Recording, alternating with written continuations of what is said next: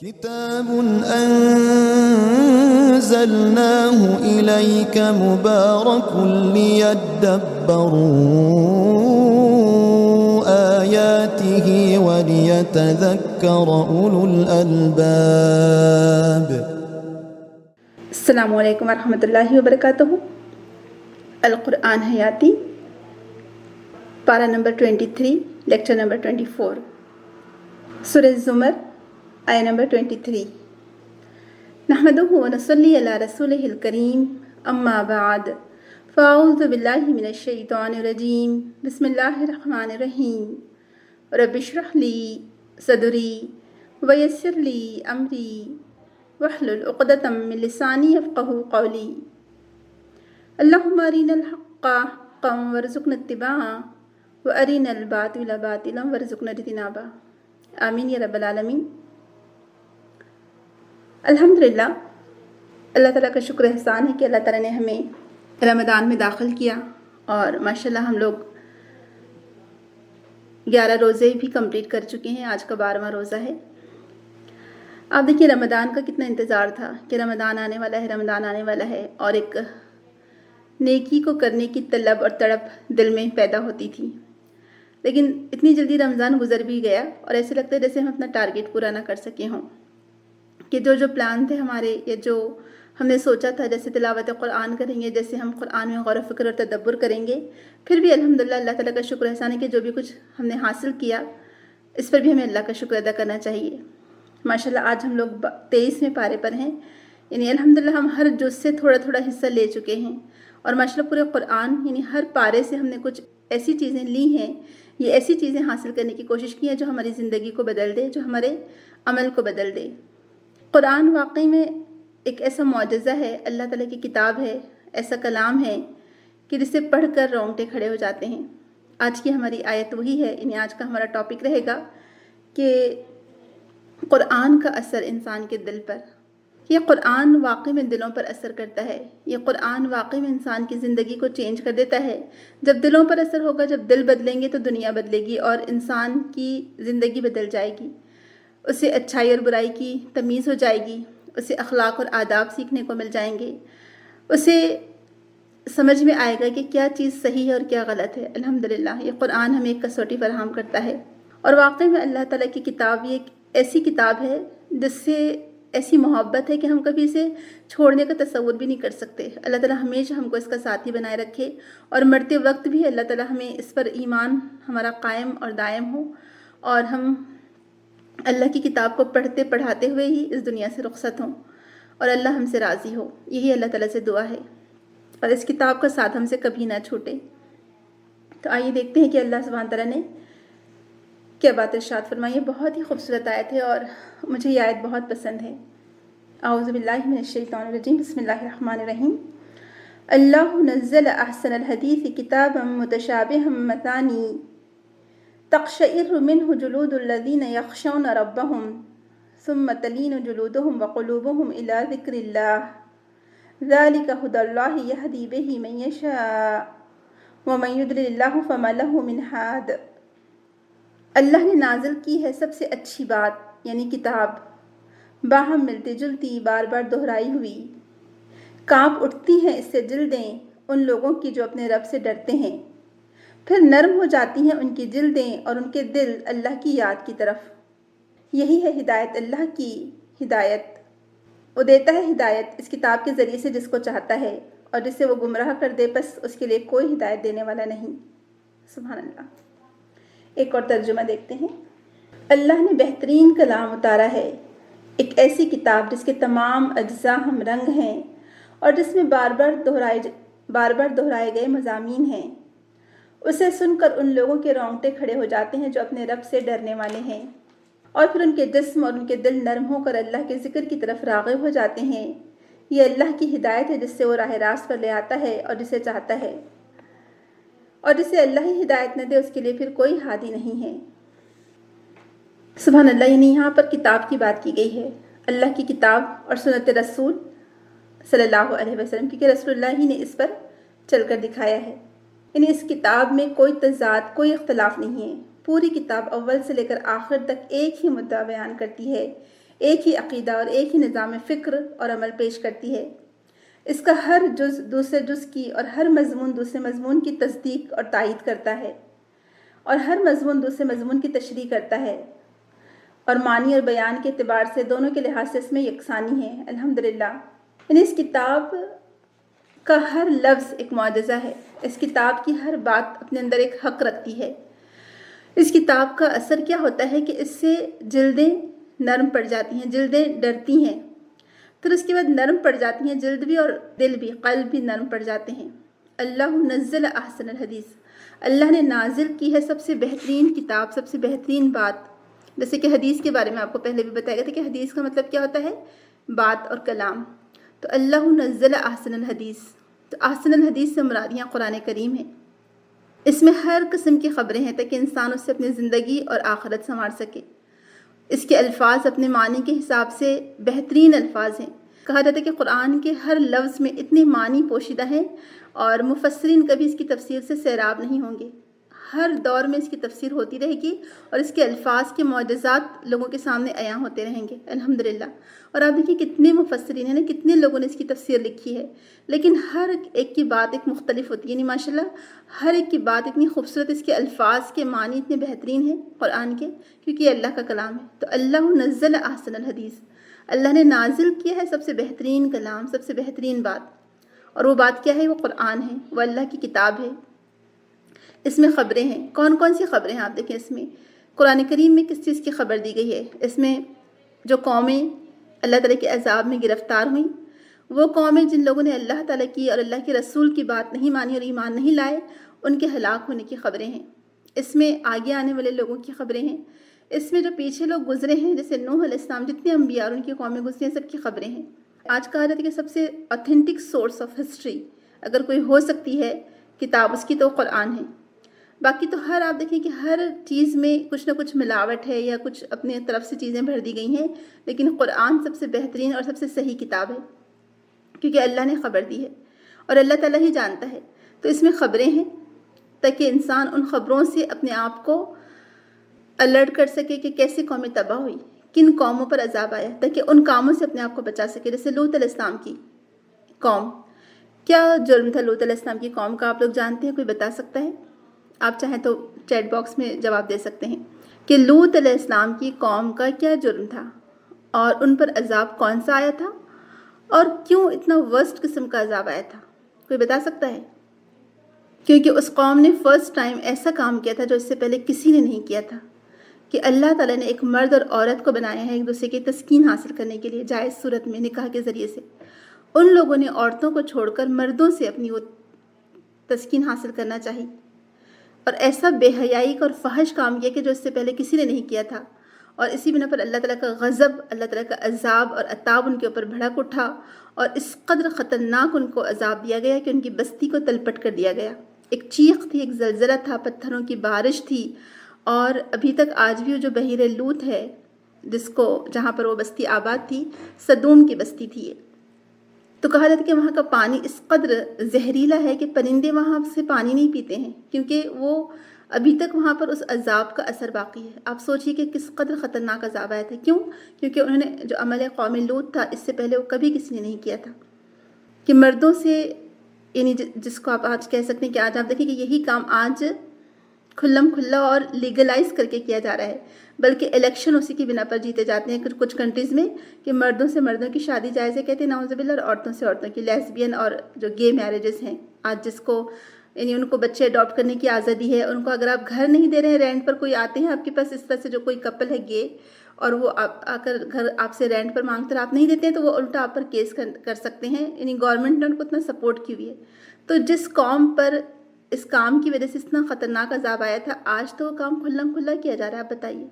تو یہ قرآن جب پڑھیں گے تو یہ اس میں خبریں ہیں اصل میں، جو انسان کو الرٹ کرتی ہیں، جو انسان کو آگاہ کرتی ہیں، جو انسان کو وارننگ دیتی ہیں کہ دیکھو تم سدھر جاؤ، دیکھو تم الرٹ ہو جاؤ، یہ کام نہ کرو ورنہ تم پر بھی عذاب آ سکتا ہے۔ تو اس میں خبریں ہیں تاکہ انسان اس سے اپنی زندگی اور آخرت دونوں سنوار سکے۔ اس کے الفاظ کے معنی بہت گہرائی رکھتے ہیں، بہت زیادہ وسعت ہے اس کے الفاظ میں، سبحان اللہ۔ ویسے بھی عربی زبان اپنے ہر پہلو سے، ہر اعتبار سے، ہر طرح سے اپنے اندر بہت ہی وسعت اور بہت فصاحت رکھتی ہے. یعنی ہر لینگویج اتنی مطلب کہنا چاہیے کہ لنگڑی لولی ہے کہ اس کے پاس الفاظ کا ذخیرہ ہی نہیں ہے، لیکن عربی زبان میں اتنے الفاظ، اتنے ایک ہی چیز کے لیے بہت الفاظ ملتے ہیں. کہا جاتا ہے کہ صرف تلوار کے لیے آپ امیجن کریے کہ تلوار ہماری اردو میں تلوار کہتے ہیں، سیف کہتے ہیں، شمشیر کہتے ہیں، اور انگلش میں تو سورڈ ہے، اور ہو سکتا ہے کوئی ایک آدھ لفظ کچھ اور ہو، واللہ اعلم. لیکن عربی زبان میں آپ امیجن کر سکتے ہیں کہ تلوار کے لیے کتنے الفاظ ہیں. 500 سے زیادہ الفاظ صرف تلوار کے لیے استعمال ہوتے ہیں. آپ سوچئے کتنی واسٹ، یعنی کتنی وسیع ہے یہ لینگویج عربی زبان. تو اللہ تعالیٰ نے اس زبان میں اپنا کلام نازل کیا کہ اللہ نزل احسن الحدیث. یہ لفظ اتنا خوبصورت ہے کہ جیسے یہ لفظ کو پڑھ کر یہ قرآن سے ایک محبت، ایک انسیت سی ہو جاتی ہے کہ بہترین کلام ہم پڑھ رہے ہیں. اور سبحان اللہ، آپ دیکھیں کہ رمضان میں ہمارا تعلق قرآن سے کتنا بڑھ جاتا ہے. یعنی ہم کتنے بھی مصروف ہوں لیکن ہم تلاوت قرآن چھوڑتے نہیں ہیں، چاہے کچھ بھی ہو جائے، ہماری نیند ہو یا نہ ہو، ہم تھکے ہوئے ہوں، گھر کے کام کاج ہوں یا نہ ہو، کچھ بھی ہو، ہم رمضان میں قرآن چھوڑتے نہیں ہیں ماشاء اللہ. تو کیوں نہ اس قرآن کے تعلق کو، جو رمضان میں ہے ہمارا قرآن سے تعلق، اس کو روزانہ کا معمول بنا لیا جائے. قرآن کو روز اتنا ہی وقت دیا جائے جتنا بھی رمضان میں ہم دے رہے ہیں، کیونکہ یہ تو بہترین کلام ہے. اللہ نزل احسن الحدیث، اللہ نے بہترین کلام اتارا ہے. تو میرا تعلق کیا ہے قرآن سے؟ میں کس طرح سے اس بہترین کلام کے ساتھ اپنا تعلق جوڑتی ہوں؟ کتنا وقت دیتی ہوں میں اس قرآن کے لیے، اس میں غور و فکر کے لیے، اس میں تدبر کے لیے، اس کے معنی اور مفہوم کو جاننے کے لیے؟ تو قرآن ہمیں ہر طرح سے نفع دیتا ہے. ابن عاشور نے اتنی اچھی باتیں لکھی ہیں اس کے بارے میں کہ دل خوش ہو جاتا ہے پڑھ کر. سبحان اللہ، جو لوگ قرآن کی تفسیر کرتے ہیں، جو قرآن پڑھتے پڑھاتے ہیں، اللہ تعالیٰ اس کتاب کے ذریعے سے ان کو بھی عزت بخشتا ہے. ان کے اندر بھی ایک ایسی سوچ پیدا کر دیتا ہے کہ بہترین الفاظ نکلتے ہیں. جتنے بھی ہمارے مفسرین گزرے ہیں ماشاءاللہ، اللہ ان کو جزائے خیر دے، انہوں نے اتنی بہترین باتیں لکھی کہ پڑھ کر دل خوش ہو جاتا ہے. تو لکھتے ہیں کہ قرآن ہمیں ہر طرح سے نفع دیتا ہے. اس میں جامع اصول بیان ہوئے ہیں ماشاءاللہ. آپ دیکھیں ہر چیز کا اصول بھی کہاں سے لیا گیا؟ قرآن ہی سے لیا گیا. امام شافعی رحمہ اللہ علیہ کے بارے میں آتا ہے کہ جب ان کو فقہ کے اصول بنانے تھے، آپ کو معلوم ہوگا کہ کتاب الام نامی جو کتاب ہے، جو پہلی دفعہ فقہ پر کتاب لکھی گئی، وہ امام شافعی نے لکھی رحمہ اللہ علیہ نے. اور اللہ تعالیٰ نے ان کو بہت اچھا ذہن دیتا، بہت انٹلیکچوئل تھے ماشاءاللہ. تو کون سی آیت کو وہ دلیل بنائیں فقہ کے لیے اور کہاں سے لیں؟ جو قیاس ہے، اجتہادات ہے. ہو سکتا ہے آپ کو یہ الفاظ سمجھ میں نہ آ رہے ہوں ابھی، جو لوگ نئے نئے قرآن سن رہے ہوں گے. تو یعنی جب 4 چیزیں بتائی جاتی ہیں نا کہ قرآن ہے، حدیث ہے، اجتہاد ہے اور اجماع قیاس ہے. تو یہ 4 چیزوں سے اصول ہم لیں گے نا، قرآن، حدیث اور یہ باقی 2 چیزوں سے. تو جب امام شافعی کو یہ اصول بنانے تھے کہ ہم اگر کوئی چیز کا حل ہمیں قرآن میں نہیں نظر آ رہا ہے واضح طور پہ، جیسے اب میڈیکل کی تعلیم لڑکیاں پڑھ سکتی ہیں نہیں پڑھ سکتی ہیں، تو کیا کریں؟ تو قرآن میں تو ایسا کوئی ذکر نہیں ہم کو ملتا. تو ہر چیز تو نہیں ہو سکتی نا، آپ کو قرآن سے اصول نکالنے پڑیں گے وہاں سے. تو قرآن اور حدیث میں اگر کوئی چیز نہ ملے تو پھر اجماع اور قیاس، کہ قرآن اور حدیث کی روشنی میں آپ فیصلہ کریں گے کہ کیا چیز جائز ہو سکتی ہے. تو امام شافعی کو جب اس سے اصول لینا تھا تو انہوں نے قرآن کو کہا تھا کہ کئی دفعہ پڑھا. جو بعض کتابوں میں پتہ چلتا ہے کہ 300 ٹائم انہوں نے قرآن کو پڑھا، تلاوت کی قرآن کی. اور پھر آخر ان کو سورہ نساء کی ہی آیت مل گئی، اور سورہ نساء کی آیت کو انہوں نے پھر وجہ جواز اور دلیل بنایا، اور پھر فقہ کی بنیاد رکھی ماشاءاللہ، فقہ کے اصول بنائے، اجماع اور قیاس کی دلیل انہوں نے پیش کی. تو اب دیکھیے قرآن ہمیں ہر طرح سے نفع دیتا ہے. اس میں جامع اصول بیان ہوئے ہیں. اگر آپ کو کسی بھی چیز کے لیے اصول بنانا ہو، سب سے بیسٹ اگر کچھ ہو سکتی ہے تو قرآن ہے کتاب. پھر ایمان کی تشریح اس میں ہے کہ ایمان کیا ہے، ایمان گھٹتا بڑھتا ہے، ایمان کن چیزوں سے بڑھتا ہے، کون سے اعمال سے ایمان بڑھے گا، ایمان ہے کیا، سب ہمیں قرآن سے پتہ چلتا ہے. پھر شریعت ہے جو انسان کو زندگی فراہم کرتی ہے. شریعت کا معنی ہے پانی کا راستہ جو زندگی دیتا ہے. تو الحمدللہ اللہ تعالیٰ نے جو ہمارے لیے شریعت نازل کی ہے، وہ شریعت میں ہمارے لیے سراسر بھلائی ہے. اس قرآن میں یہی باتیں ہیں الحمدللہ. تو شریعت تو ہمیں زندگی دیتی ہے، شریعت تو ہمیں جینا سکھاتی ہے، ہمیں دنیا اور آخرت دونوں کی زندگی فراہم کرتی ہے شریعت. تو شریعت اور یہ سب سے بیسٹ ہے. آج ہو سکتا ہے نام نہاد لوگ جو کہ اسلام کے دشمن ہیں کہتے ہیں کہ اچھا اسلام بیربیرک ریلیجن، اس طرح سے کہتے ہیں کہ اچھا یہ کیا ہے، زنا کی سزا سر عام کوڑے مار کر دی جا رہی ہے اور پتھر مار کے دی جا رہے ہیں.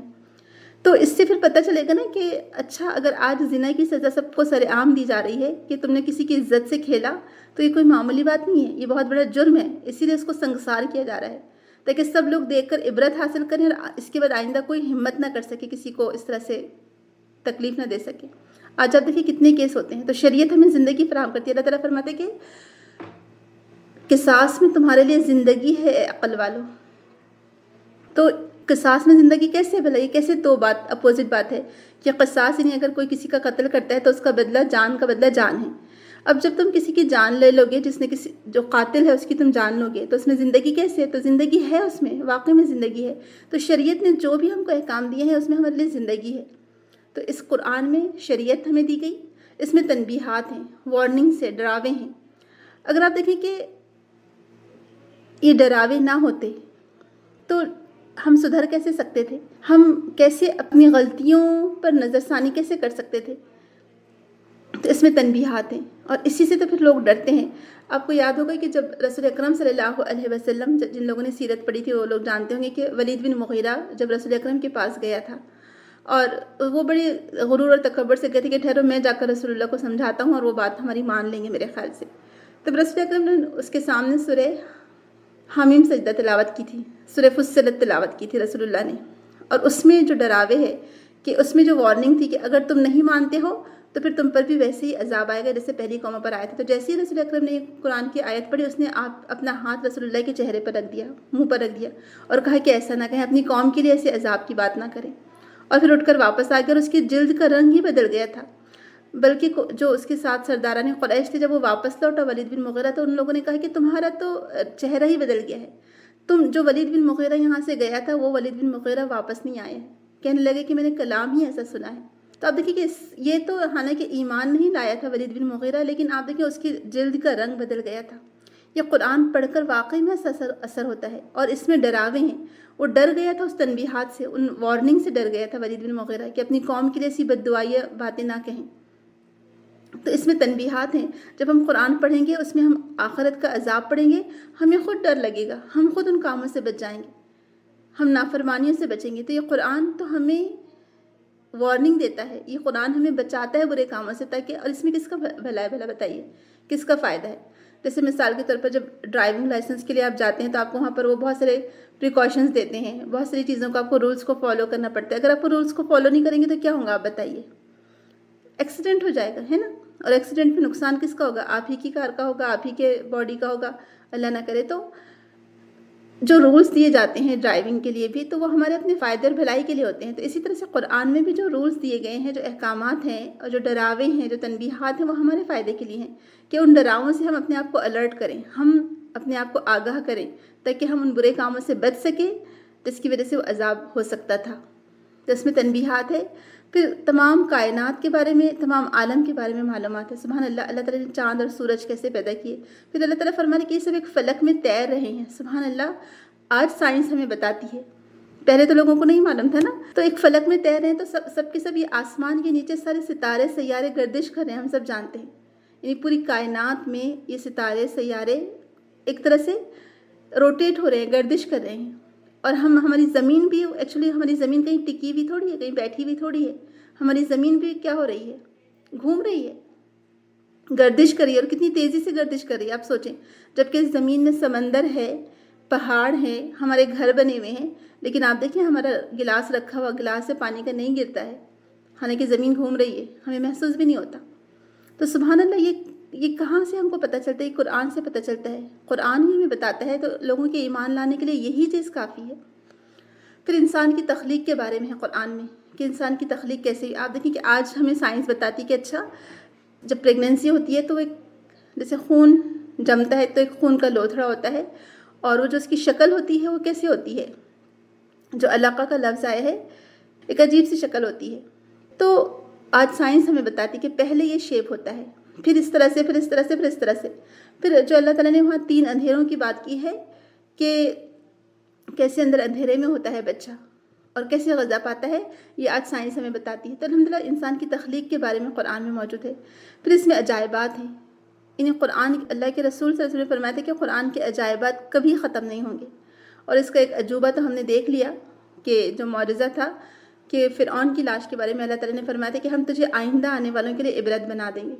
اور جب فرعون کی لاش ملی تھی سمندر سے، اور کہا جاتا ہے کہ وہی فرعون تھا جو موسیٰ علیہ السلام کے زمانے میں تھا، اور ابھی بھی میوزیم میں اس کی لاش رکھی ہوئی ہے. تو کیسے اللہ تعالیٰ نے اس کو عبرت بنا دیا. تو دیکھیں قرآن کی بات کس طرح سے صحیح ثابت ہوئی. پھر عقل کو اپیل کرنے والی باتیں ہیں اس میں. جو عقل کو اپیل کرتی ہیں، جو اللہ تعالیٰ نے بار بار اولو الالباب، عقل والوں کے لیے اس میں نشانیاں ہیں، یعقلون، کہ تم عقل سے کام نہیں لیتے، کہ تم عقل نہیں رکھتے، تم عقل سے کام لو. تو اللہ تعالیٰ نے عقل والوں کو اس میں مخاطب کیا ہے، اولو الالباب کو مخاطب کیا ہے. تو عقل والے فوراً سمجھ جاتے ہیں بات. جو سمجھدار لوگ ہوتے ہیں وہ اس کی آیت پر فوراً ایمان لے آتے ہیں. آپ دیکھیں صحابہ کرام کیسے جب رسول اکرم صلی اللہ علیہ وسلم سے ایک دفعہ سنا تھا، ابو بکر صدیق نے، عمر رضی اللہ عنہ نے، سب نے، اب دیکھیں کیسے وہ لوگ سن کر ایمان لاتے چلے گئے. صحابہ کرام، عثمان رضی اللہ عنہ، یہ سب سمجھدار لوگ تھے. پھر اس قرآن میں آداب اور تعظیمات سکھائی گئی ہیں. سبحان اللہ، کتنے بہترین اصول دیتا ہے قرآن ہمیں.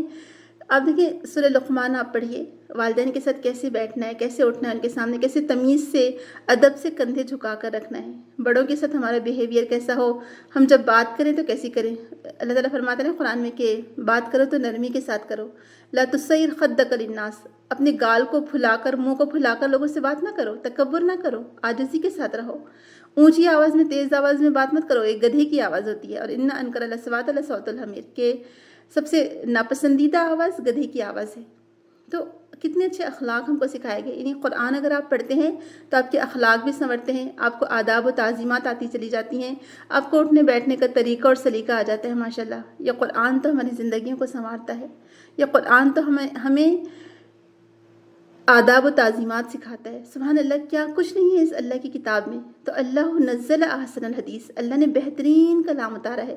لیکن کیا قرآن پڑھنے والے ایسے ہوتے ہیں؟ آپ نے دیکھا ہے، کیونکہ وہ بغیر سمجھے پڑھتے ہیں نا اس کو. قرآن صرف رٹ لینے کا نام نہیں، ایک وہ جیسے رٹو طوطا ہم کہتے ہیں نا، کہ طوطے کی طرح بس رٹ لگا دی. تو جو کہا تھا نا ماہر القادری نے رحمہ اللہ، اللہ ان کی مغفرت فرمائے، کہ طاقوں میں سجایا جاتا ہوں، آنکھوں سے لگایا جاتا ہوں، تعویذ بنایا جاتا ہوں، دھو دھو کے پلایا جاتا ہوں، دزدان حریر و ریشم کے اور پھول ستارے چاندی کے، پھر عطر کی بارش ہوتی ہے، خوشبو میں بسایا جاتا ہوں. جب قول و قسم لینے کے لیے تکرار کی نوبت آتی ہے، پھر میری ضرورت پڑتی ہے، ہاتھوں پہ اٹھایا جاتا ہوں. جس طرح سے طوطا مینا کو کچھ بول سکھائے جاتے ہیں، اس طرح پڑھایا جاتا ہوں، اس طرح رٹایا جاتا ہوں. تو قرآن کی فریاد ہے یہ. قرآن فریاد کرے ہم سے کہ کیا تم مجھے صرف رٹ لیتے ہو، کہ تم مجھے بس صرف قرآن خوانی کے لیے، گھر بھراؤنی کے لیے، نیا گھر میں پڑھنے کے لیے، اور قبرستان پر پڑھنے کے لیے، اور مرنے والوں پر پڑھنے کے لیے مجھے پڑھتے ہو.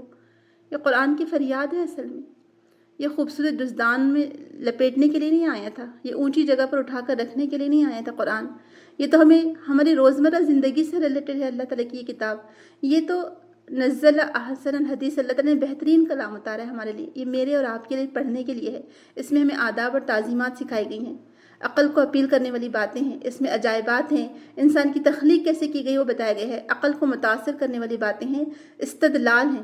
دلیل، الف سین تے دال ہے، یہ اصل میں استدلال، یعنی اس میں دلائل ہیں کہ سبحان اللہ، ایسے دلائل ہیں اس میں کہ انسان حیران ہو جاتا ہے، اس کی عقل دنگ رہ جاتی ہے. جب لوگوں نے اس کے ذریعے سے دلائل دیے، امام ابو حنیفہ رحمہ اللہ علیہ کے بارے میں آتا ہے کہ ابو جہم نامی جو شخص تھا، جہمیہ فرقے کا جو بانی تھا، اور وہ لوگ بہت ان کا عقیدہ بگڑ چکا تھا، تو وہ امام ابو حنیفہ رحمہ اللہ کے پاس تکرار کرنے کے لیے آئے تاکہ اپنے دلائل سے ان کو عاجز کر دے. تو اس نے سوال کر کے پوچھا کہ اچھا بتائیے کہ ایک شخص ہے جو ایمان رکھتا ہے، دل میں ہر چیز کو مانتا ہے، اس کو یقین ہے کہ جنت بھی ہے، دوزخ بھی ہے، اللہ تعالیٰ جزا اور سزا بھی دے گا، دل سے ہر بات کو وہ مانتا ہے، تو کیا وہ مومن ہے؟ کیا وہ جنت میں جائے گا یا دوزخ میں جائے گا؟ تو انہوں نے کہا کہ دوزخ میں جائے گا. تو اس نے کہا کہ کیسے، ایسے کیسے ہو سکتا ہے؟ اس کو یقین ہے ہر بات کا. تو کہا کہ اس نے زبان سے نہیں کہا نا، کیونکہ ان لوگوں کا عقیدہ کیا تھا کہ اگر آپ کے دل میں ایمان ہے تو کافی، آپ کو زبان سے کہنے کی ضرورت نہیں ہے. تو اب دیکھیے امام ابو حنیفہ نے کیا کہا، اگر تم کہو کہ قرآن سے دلائل دو تو میں تمہیں قرآن سے دلائل دینے کو تیار ہوں، اگر تم کہتے کہ حدیث سے دلائل دو تو میں تمہیں حدیث سے بھی دلائل دینے کو تیار ہوں. اور پھر انہوں نے کہا کہ دیکھو اللہ کے رسول صلی اللہ علیہ وسلم نے فرمایا کہ قولوا لا الہ الا اللہ تفلحوا، کہ تم لا الہ الا اللہ کہو تو فلاح پاؤ گے. تو کہنے کی بات ہے یہاں پر، ٹھیک ہے. پھر قرآن میں سورہ آل عمران میں اور کئی جگہ قرآن میں دعائیں ہیں کہ قولوا آمنا. انہوں نے کہا تھا، جو انصار تھے، جو حواری تھے، انہوں نے کہا تھا کہ اللہ تعالیٰ نے فرمایا کہ قولوا، انہوں نے کہا کہ کہو ہم ایمان لائے، اور ہمارا نام ایمان لانے والوں میں لکھ لیا اللہ تعالیٰ. تو انہوں نے قرآن سے بھی دلیل دے دی ماشاءاللہ. تو یہ قرآن میں استدلال ہیں، دلائل ہیں ماشاءاللہ. آپ اس کے دلائل سے سامنے والے کو مرعوب کر سکتے ہیں، اور اس کے دلائل ایسے واضح ہیں کہ سامنے والا اس کو مانے بغیر کوئی چارہ ہی نہیں ہو سکتا. اور اس کے کئی واقعات ہم کو ملتے ہیں. یعنی ہمارے پاس ابھی فی الحال وقت نہیں ہے، ورنہ ہم کئی واقعات ایسے ہمارے سامنے ہیں جس کی وجہ سے قرآن سے جو دلائل پیش کیے گئے، سامنے والا اس کی عقل حیران اور دنگ رہ گئی اور اس کو ماننا ہی پڑا. تو اس میں استدلال ہیں، دلائل ہیں. یہ قرآن حق ہے، واقعی میں یہ حق ہے. اس میں ہر حق بات بیان کی گئی ہے. اور آپ دیکھیں جب رسول اکرم صلی اللہ علیہ وسلم مکہ گئے تھے فتح مکہ کے موقع پر، اور آپ نے تمام بتوں کو توڑ دیا تھا، اور آپ نے فرمایا کہ وَقُلْ جَاءَ الْحَقُّ وَزَهَقَ الْبَاطِلُ إِنَّ الْبَاطِلَ كَانَ زَهُوقًا، کہ کہہ دو کہ حق آ گیا اور باطل مٹ گیا، اور یہ باطل ہے ہی مٹنے کے لیے. تو قرآن حق ہے الحمدللہ. تو اس میں الفاظ کی فصاحت اور بلاغت کے تو کیا کہنے، یعنی سبحان اللہ، اس کی شیرینی تو ہم خود محسوس کر سکتے ہیں. کہا جاتا ہے کہ اس کے جو کچھ الفاظ ہیں، جب علوم القرآن کا بھی موقع ملا، جیسے میں نے لاسٹ ٹائم بھی آپ سے کہا تھا کہ ہم لوگ نزول قرآن کے بارے میں کبھی اللہ نے چاہا تو نیکسٹ رمضان میں کوشش کریں گے رکھنے کی. تو جو علوم القرآن ایک سبجیکٹ ہے پورا ماشاءاللہ، اور اس میں قرآن کے جو معجزات ہیں اور سب الگ الگ چیزیں بیان کی گئی ہیں. تو علوم القرآن میں یہ بات بتائی گئی ہے کہ اس کا جو ایک لفظ ہے الیس الصبح بقریب، جب قوموں پر عذاب آنے والا تھا، اور عذاب صبح کے وقت آنے والا تھا، یعنی بالکل ارلی مارننگ آتے ہیں عذاب اللہ تعالیٰ کا. کچھ دیر ہوئی تم یہاں سے نکل پڑو اور دیکھو پیچھے پلٹ کر نہ دیکھنا، کیونکہ یہ عذاب آنے والا ہے. اور پھر وہاں پر اللہ تعالیٰ فرمایا کہ الیس الصبح بقریب، کیا صبح قریب نہیں ہے، یعنی کیا وہ عذاب بالکل قریب نہیں آ لگا ہے، اور صبح ہونے کو دیر ہی کتنی باقی ہے. اور واقعی میں صبح کب ہو جاتی ہے، یوں ہو جاتی ہے صبح. تو یعنی وہ قوم پر عذاب اتنی جلدی آنے والا ہے، کتنی دیر باقی بچی ہے، بس صبح ہوتی ہے عذاب آ جائے گا. سبحان اللہ. یعنی کہا رہا تھا کہ اس لفظ میں جو فصاحت اور بلاغت ہے وہ بتا ہی نہیں جا سکتی. کہا جاتا ہے کہ ایک بدوی شخص کہیں سے گزر رہا تھا، اور اس کے سامنے جب ایک آیت تلاوت کی گئی تو وہ گر پڑا، اور یعنی وہ رو پڑا، کہنے لگا کہ سبحان اللہ، میرے رب کے کلام میں کیا تاثیر ہے، کیسا ہے میرے رب کا کلام کہ اس کو سن کر ہی رونگٹے کھڑے ہو جاتے ہیں. تو واقعی میں قرآن تو ایسا ہے کہ جب اللہ تعالیٰ فرما رہا ہے کہ اس کی آیات دہرائی جانے والی ہیں، متشابہ ہیں، کانپ اٹھتی ہیں جلدیں اس سے، یعنی لوگوں کی جلدیں اس سے کانپ اٹھتی ہیں. کیا آج یہ قرآن پڑھتے ہوئے میرا اور آپ کا یہ حال ہوتا ہے کہ اس قرآن کو پڑھتے ہوئے میری اور آپ کی جلد کانپ اٹھتی ہے، ہمارے رونگٹے کھڑے ہوتے ہیں؟ یعنی اس قرآن کا اثر تو سب سے پہلے ہماری جلدوں پر پڑتا ہے. یہ پڑھنا چاہیے. تو اس میں الفاظ کی فصاحت اور بلاغت ہے. اور ایک اور جو جملہ آتا ہے قرآن کا، کہا جاتا ہے کہ اس کے جیسا فصاحت اور بلاغت والا جملہ تو آپ کو یعنی قرآن میں بھی کہیں اور نہیں ملے گا. کہ جب نوح علیہ السلام کی قوم پر عذاب آیا تھا تو اللہ تعالیٰ نے فرمایا تھا کہ اے زمین، اے آسمان تھم جا، اور اے زمین پانی نگل لے. اس کے لیے جو عربی زبان کا لفظ آیا ہے ابلئی ماں، تو کہا جاتا ہے کہ اس سے بڑھ کر فصاحت اور بلاغت والا جملہ کوئی اور نہیں ہو سکتا. اتنا بہترین جملہ ہے وہ کہ کوئی ایسا جملہ کہنے کی جسارت ہی نہیں کر سکتا. اور اس قرآن پر اعتراضات کیے گئے تھے. ایک واقعہ بتایا جاتا ہے، واللہ عالم کہاں تک صحیح اس کی اوتھینٹسٹی نہیں ہے، لیکن بات ہے بہت زیادہ غور و فکر والی، کہ کچھ لوگوں نے اعتراض کیا تھا کہ قرآن میں کچھ الفاظ کیسے آئے ہیں جو یہ تو عربی زبان کے الفاظ نہیں ہیں. وہ کہتے تھے اجاب کا لفظ ہے اور کبار کا لفظ ہے. تو سبحان اللہ، اس کے الفاظ میں وہ فصاحت اور بلاغت ہے. سمجھنے والوں کے لیے بہترین باتیں ہیں، یعنی جو لوگ اس میں غور و فکر کرتے ہیں، تدبر کرتے ہیں، ان کے لیے بہترین باتیں ہیں. پھر اس قرآن میں قصص ہیں، احکامات ہیں. قصص آپ دیکھ لیں کہ قرآن کے جو قصص ہیں وہ اتنے مشہور ہیں، ہم سبھی جانتے ہیں. ہم نے قصص القرآن بھی کیا تھا شاید 3 سال پہلے کی بات ہے رمضان میں. تو قرآن کے جو قصص ہیں اس میں اتنی عبرتیں، اتنے سبق ہیں ہمارے لیے. اور قصص کا لفظ اللہ تعالیٰ نے استعمال کیا، اسٹوری کا لفظ استعمال نہیں کیا اللہ سبحانہ تعالیٰ نے. ماشاء اللہ سبحان اللہ. قصص کا جو لفظ ہے اس کی فصاحت اور بلاغت اپنی جگہ ہے ماشاء اللہ. اب دیکھیے، اسٹوری کا لفظ قرآن میں تھوڑے سے برے معنوں میں آئے، تھوڑے سے منفی معنوں میں آئے، جیسے اساطیر الاولین. اس دن بھی میں نے آپ سے کہا تھا نا کہ عرب لوگ کہا کرتے تھے کہ یہ تو کیا ہے، یہ پرانے لوگوں کی قصے کہانی. اساطیر اسٹوری سے ہے. یہ انگلش میں بھی یہ شاید ہو سکتا ہے اساطیر سے اسٹوری انہوں نے لیا ہو، یا ہو سکتا ہے جو اسٹوری تھی پہلے اس سے اساطیر، جو بھی ہو بہرحال. تو اساطیر کا لفظ اللہ تعالیٰ نے اتنے اچھے معنوں میں استعمال نہیں فرمایا. جو لوگ قرآن پر اعتراض کرتے تھے ان کے الفاظ ہے اساطیر، لیکن اللہ تعالیٰ نے قصے بیان کرنے کے لیے قصص کا لفظ استعمال فرمایا ہے. اور اللہ تعالیٰ نے سورہ یوسف میں فرمایا کہ اللہ تعالیٰ نے بہترین جو قصہ بیان فرمایا ہے. سورہ یوسف کے قصے کو سب سے بہترین قصہ فرمایا گیا ہے. اور قصص کے معنی ہے کسی کے پیچھے چلنا، ایگزیکٹ فالو کرنا کسی کو. جیسے کینچی چلتی ہے نا، جب آپ کینچی سے کپڑا کاٹتے ہیں تو قصہ عربی زبان میں کینچی کو بھی کہتے ہیں. تو کینچی جیسے جیسے آپ دیکھیے کینچی چلتی چلی جاتی ہے، کپڑا پیچھے سے کٹتا چلا جاتا ہے، پیچھے پیچھے چلتی ہے کینچی، ہے نا. تو اس میں قصص ہیں اور اس میں اتنے ہمارے لیے سبق ہیں ماشاء اللہ، قصص میں بہت زیادہ. یوسف علیہ السلام کا قصہ ہی اگر ہم لے لیں، ہماری پوری زندگی میں ہمیں ہر سبق سیکھنے کے لیے کافی ہے.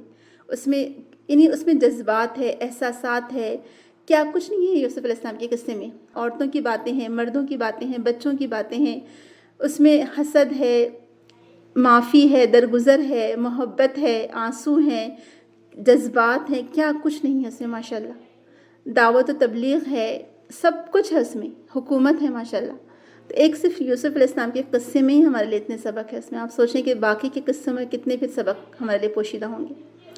تو اس قرآن میں قصص بیان کیے گئے ہیں، اس میں احکامات ہیں، اور جو احکامات ہیں وہ سراسر ہماری بھلائی کے لیے ہیں. جو بھی قرآن ہمیں احکام دیتا ہے اس میں سراسر ہمارا اپنا فائدہ ہے. پھر اس میں نیک کام انجام دینے والوں کے لیے جنت کا وعدہ ہے، اور پھر وعید بھی ہے. اور یہ کمبینیشن اتنا خوبصورت اور اتنا بہترین ہے ماشاء اللہ. اب دیکھیں اگر یہ کمبینیشن ختم ہو جائے یا یہ کمبینیشن ڈس بیلنس ہو جائے، اگر خوشخبری اور ڈراوے کا، یقین جانیے انسان بالکل لاپرواہ ہو جائے، بے پرواہ ہو جائے.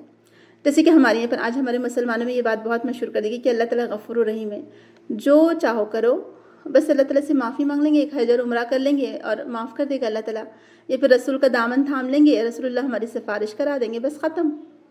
تو یہ چیز نے ان کو آج اتنا بے فکرہ کر دیا ہے کہ پھر وہ کچھ بھی نہیں کرتے نیک عمل. تو جب آپ خوشخبری زیادہ دے دیں گے تو لوگ کیا ہوں گے، اتنے ڈھیلے پڑ جائیں گے کہ پھر ان کو کچھ ڈر ہی نہیں رہے گا. جو چاہو کرو، اپنی مرضی سے جیسی چاہو زندگی گزارو، کچھ ڈرنے کی کیا ضرورت ہے، معاف کروا لیں گے کسی کے ذریعے سے. اور اگر آپ صرف مسلسل ڈراوے دیتے رہتے ہیں تو لوگ اتنے اللہ تعالیٰ سے متنفر ہو جائیں گے. جیسے ہمارے یہاں پر بچوں کو بچپن میں کہا جاتا ہے، بہت ہی غلط انٹروڈیوس کروایا جاتا ہے اللہ تعالیٰ کا تعارف کہ اللہ تعالیٰ آگ میں ڈالے گا. تو بچوں کو کیسے محبت پیدا ہوگی بھلے اللہ تعالیٰ سے؟ تو کیوں ایسے تعارف کرواتے ہیں ہم اللہ تعالیٰ کا؟ تو اتنا بھی نہ ڈرائیں کہ لوگ متنفر ہو جائیں، اور اتنی بھی خوشخبری نہ دیں کہ لوگ ڈھیلے پڑ جائیں. تو یہ جو کمبینیشن ہے قرآن میں کہ کہیں جنت کی بات ہے، کہیں دوزخ کی بات ہے، کہیں سزاؤں کا ذکر ہے، کہیں اللہ تعالیٰ کے انعامات کا ذکر ہے، کہیں خوشخبریاں ہیں، کہیں ڈراوے ہیں. تو اس قرآن پڑھ کر کیا ہوتا ہے کہ اس قرآن کو پڑھ کر ان کی جلدیں نرم ہو پڑتی ہیں. اور پہلے جلد کی بات ہے، پھر دل کی بات ہے، اور پھر اس کا خوف اور امید دونوں کی بات اس میں کی جا رہی ہے. پھر اس میں اہل خیر کی صفات ہیں اور اہل شر کی بھی. کوئی بتا سکتے جلدی، اگر کوئی آنسر لکھنا چاہے تو چیٹ باکس میں لکھے کہ اہل خیر کون لوگ ہیں جن کی صفات اس میں بتائی گئی ہے، اور اہل شر کون ہیں. آپ دیکھیں جب ہم یاسین پڑھتے ہیں، سورہ یاسین، تو اس میں ایک شخص کا واقعہ ہے کہ دور دراز کی بستی سے ایک شخص دوڑتا ہوا آیا اور اس نے کہا کہ رسولوں کی بات سچی ہے اور ایمان لیا، اور اس کی قوم کے لوگوں نے اس کو قتل کر دیا. تو قتل ہونے کے بعد بھی اس نے کہا کہ کاش میری قوم یہ جانتی ہوتی کہ کس بنا پر میرے رب نے مجھے بخش دیا ہے نا. تو یہ کون ہے؟ یہ اہل خیر کی صفات ہیں کہ جس نے دین کی دعوت دی، رسولوں پر ایمان لایا، آپ دیکھیں اس کو بخش دیا گیا. اور قرآن میں ایسے کئی اور واقعات ہم کو ملتے ہیں. پھر اہل شر، جب آپ سورہ اعراف پڑھیں گے تو آپ کو وہاں پر ایک شخص کا واقعہ ملے گا، ایک قصہ ہے وہاں پر کہ ایک شخص تھا جس کو اللہ تعالیٰ نے اپنی آیتوں کا علم بخشا تھا، لیکن وہ اس سے نکل بھاگا تو شیطان اس کا ساتھی بن گیا، اور پھر وہ زمین کی طرف جھک کر رہ گیا اور لالچ میں پڑ گیا. تو اس کی مثال کتے کی سی ہے کہ کچھ دو تب بھی زبان لٹکائے رہے، کچھ نہ دو تب بھی زبان لٹکائے رہے. اللہ تعالیٰ محفوظ ہے، کتنی خطرناک مثال ہے یہ. تو اس سے پتہ چلتا ہے کہ جو دنیا کا حریص بن جاتا ہے، اللہ تعالیٰ کی کتاب کے ذریعے سے بھی صرف دنیا حاصل کرنا چاہتا ہے اور دنیا کے حقیر فائدوں کے لیے اللہ کی آیات کو بیچتا ہے، یہ اللہ تعالیٰ کی حدود کو کراس کر جاتا ہے، تو پھر اس کی مثال کتے کی سی ہو جاتی. تو اہل شر کی باتیں تھے کہ ہم سیکھ سکیں، ہم الرٹ ہو سکیں، اور ہم کو پھر چوز کرنے میں آسانی ہو راستہ کہ ہم کس کا راستہ اپنائیں، اہل خیر کا اپنائیں یا اہل شر کا اپنائیں. تو یہ قرآن میں تو واقعات ہیں، یہ قرآن میں صفات بتائی گئی ہیں، کوالٹیز بتائی گئی ہیں لوگوں کی. تو یہ کیا میں نے قرآن کو کبھی پڑھا ہے ایسے؟ ابھی رمضان میں مجھے آج کون سا روزہ ہے؟ 12واں، اور انڈیا اور پاکستان والوں کا 11واں روزہ ہوگا غالباً. تو 11 دن گزر گئے مجھے قرآن پڑھتے ہوئے. کبھی میں نے اس لحاظ سے، اس پوائنٹ آف ویو سے اس کی تلاوت کی ہے، کبھی اس نقطۂ نظر سے میں نے اس کو پڑھا ہے، کبھی میری عقل کو اپیل ہوئی ہے یہ باتیں، کبھی میرا دل اس سے ڈرا ہے، کبھی میری جلد پر اس سے اثر پڑا ہے. پھر اس میں اللہ تعالیٰ کی اسماء و صفات بیان کی گئی ہیں ماشاء اللہ. اور سبحان اللہ جب قرآن کی آیت جب ختم ہوتی ہے نا تو وہاں پر اللہ تعالیٰ کی جو صفات آتی ہیں، سبحان اللہ اس میں اتنی بہترین صفات ہیں اور اتنا وہ آیت سے ریلیٹ ہوتی ہے وہ صفت، اللہ تعالیٰ کی صفت.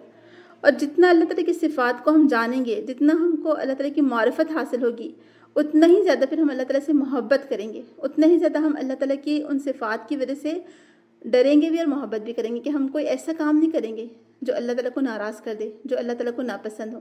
تو اس میں صفات ہیں اللہ تعالیٰ کی، اس کے نام ہیں، دلوں کو تسخیر کرنے والے الفاظ ہیں.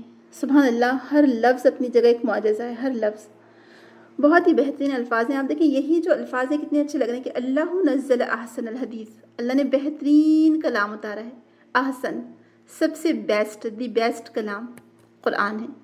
اور سبحان اللہ عبد الرحمن سعدی اس کے بارے میں لکھتے ہیں، بہت ہی خوبصورت بات ہے.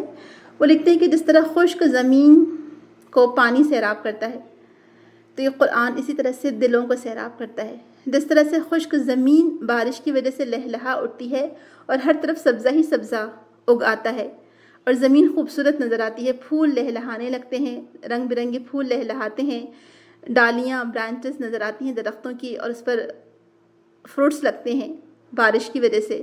تو جس طرح سے بارش زمین کو اور پودوں کو سیراب کرتی ہے اور پھر وہ درخت نفع دیتے ہیں، اسی طرح سے جو دل ہیں، مردہ دل، اس قرآن کی تلاوت سے جی اٹھتے ہیں، لہلہا اٹھتے ہیں، ان کے جسم میں زندگی دوڑ جاتی ہے.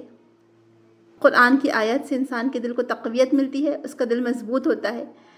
جس طرح بارش کے بعد درخت پر پھل آتے ہیں، یہ قرآن پڑھنے اور غور و فکر کرنے سے انسان کے اندر بصیرت پیدا ہوتی ہے. پھر انسان بھی کیا ہوتا ہے، منافع بخش بن جاتا ہے دوسروں کے لیے.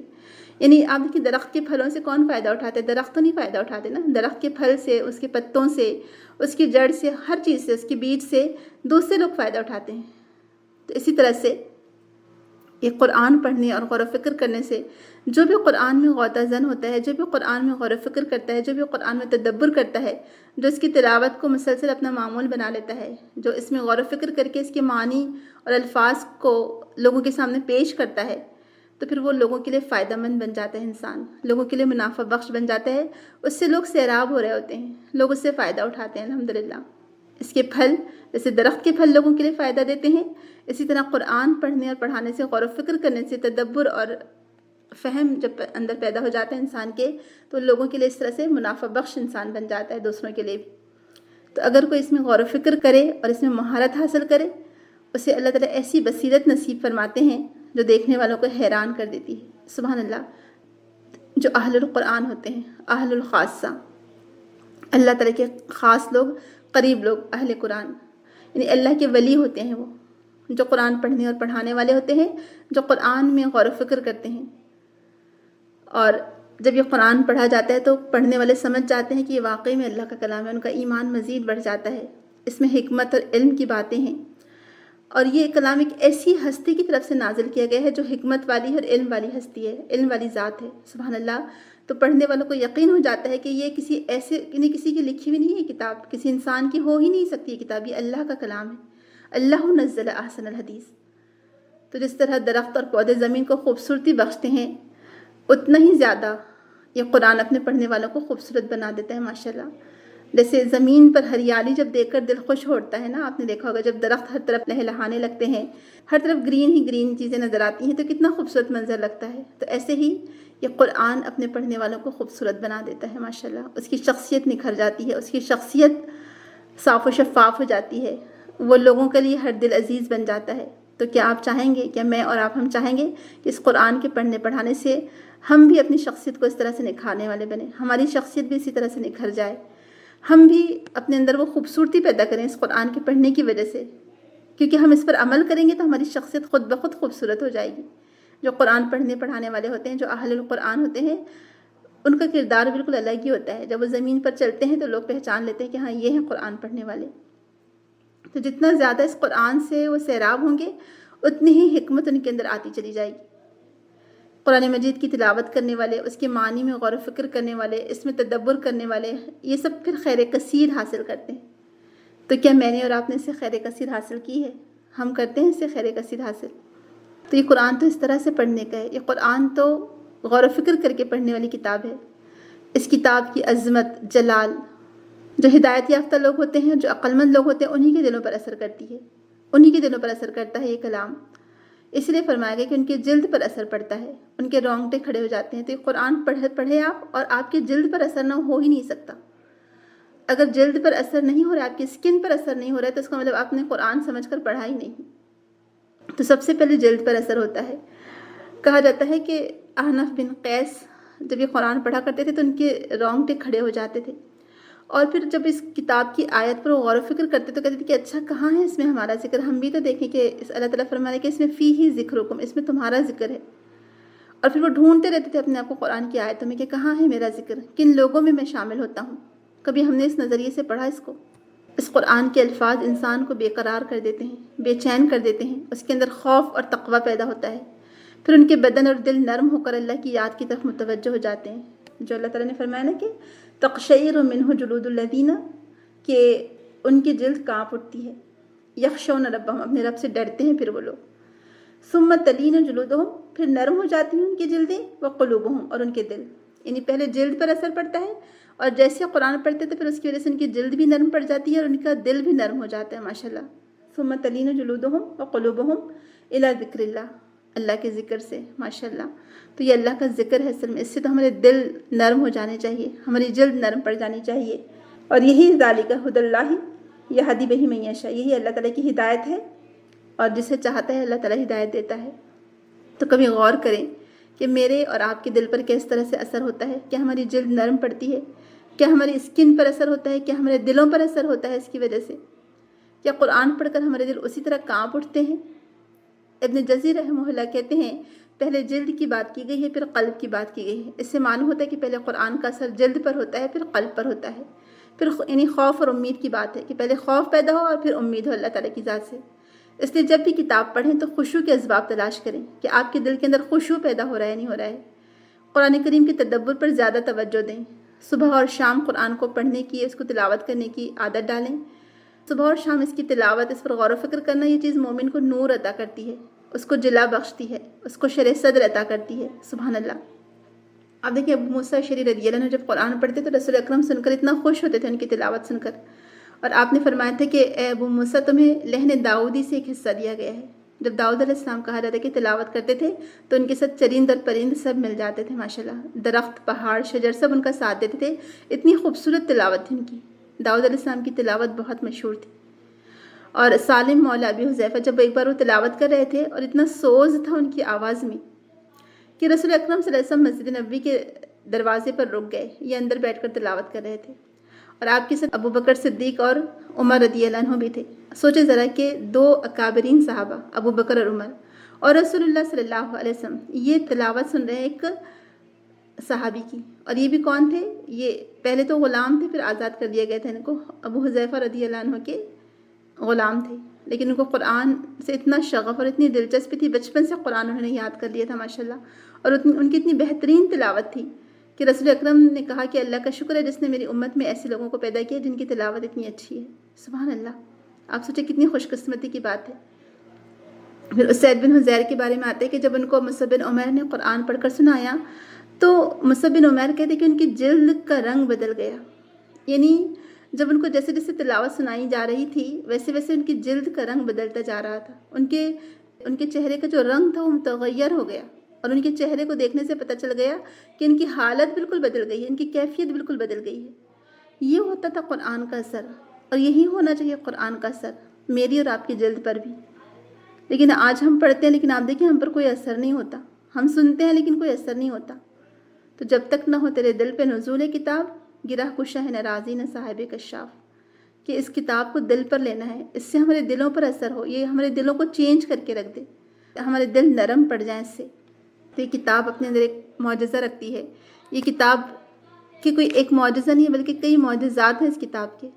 اس کتاب کو پڑھنے والوں کی زندگیاں بدل جاتی ہیں، وہ اللہ تعالیٰ کی ذات سے امید بھی رکھتے ہیں اور خوف بھی رکھتے ہیں، ان کو ڈر بھی ہے اور ان کو امید بھی ہے کہ اللہ تعالیٰ ان سے درگزر بھی فرمائے گا، اور یہی ایمان ہے، اصل یہی ایمان کی کیفیت ہے کہ ایمان جب دلوں میں داخل ہوتا ہے تو دونوں طرح سے وہ فائدہ دیتا ہے انسان کو۔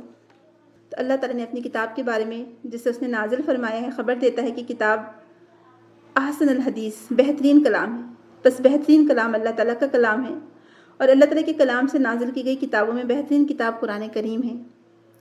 جب قرآن بہترین کتاب ہے تب معلوم ہوا کہ اس کے الفاظ فصیح ترین ہے، واضح ترین ہے، اس کے معنی جلیل ترین ہے، کیونکہ یہ اپنے الفاظ اور معنی میں بہترین کلام ہے، بہترین حسن تالیف ہے، ہر لحاظ سے اس میں کوئی اختلاف نہیں ہے، سب اجزاء اس کے ایک دوسرے سے ملتے جلتے ہیں۔ اگر کوئی اس میں غور و فکر کرے تو اس میں ایسی مہارت پیدا ہوتی ہے، اس کے معنی میں ایسی گہرائی نظر آتی ہے اس کو، جو دیکھنے والوں کو حیران کر دیتی ہے۔ اس کو یقین ہو جاتا ہے کہ واقعی میں اللہ کا کلام ہے۔ تو نہایت ہی اچھی باتیں ہیں، اس سے مراد تمام آیات ہیں اور تمام صورتیں ہیں جو ایک دوسرے سے مشابہت رکھتی ہیں۔ اس کی آیت دہرائی جانے والی ہیں، یعنی اس بہترین کلام میں قصص ہیں، احکام ہیں، بہت ساری چیزیں ہیں، اور قرآن مجید کا جو اسلوب ہے وہ سب سے بہترین ہے، یعنی انداز بیان بہترین ہے۔ اس کی تلاوت کرنا سعادت کی بات ہے، اس کے معنی میں غور و فکر کرنا، اس میں تدبر کرنا اور اس کی گہرائی میں جانا، یہ خوش قسمت لوگوں کا کام ہے۔ جو اولو الالباب ہیں وہ اس سے نصیحت حاصل کرتے ہیں، جو اہل بصیرت ہیں وہ اس سے فائدہ اٹھاتے ہیں اور اس کی آیات میں غور و فکر کر کے اپنی زندگیوں کو سنوارتے ہیں اور دوسروں کی زندگیوں کو بھی سنوارتے ہیں۔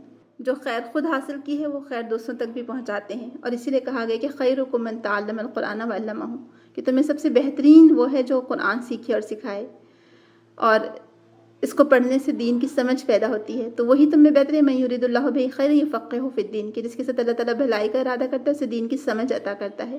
اس قرآن کو پڑھنے سے سمجھ پیدا ہوتی ہے، عقل کو اپیل کرتی ہے یہ کتاب، اور حیران کرتی ہے۔ اس کے معجزات دلوں کو تسخیر کرنے والے ہیں، اس کے الفاظ میں وہ فصاحت اور بلاغت ہے جو دلوں کو تسخیر کر لیتے ہیں۔ اللہ تعالیٰ مجھے اور آپ کو اس کتاب سے ویسے ہی فائدہ اٹھانے والا بنائے جیسے صحابہ نے اس سے فائدہ اٹھایا تھا۔ جیسے صحابہ اس کے اندر کھو جاتے تھے پڑھتے پڑھتے، ایسے ہی ہم بھی اس کے اندر کھو جائیں پڑھتے پڑھتے، دن رات ہمارا اس کا ساتھ ہو، اور اس سے ہم اپنی زندگی کے لیے بھی اور اپنی آخرت کے لیے بھی وہ اصول لے سکیں جو ہمیں اللہ تعالیٰ کے پاس کامیاب ٹھہرا سکے۔ اللہ تعالیٰ مجھے اور آپ کو توفیق دے، آمین۔ سبحانک اللہم و بحمدک، اشہد ان لا الہ الا انت، استغفرک و اتوب الیک۔ السلام علیکم ورحمۃ اللہ وبرکاتہ۔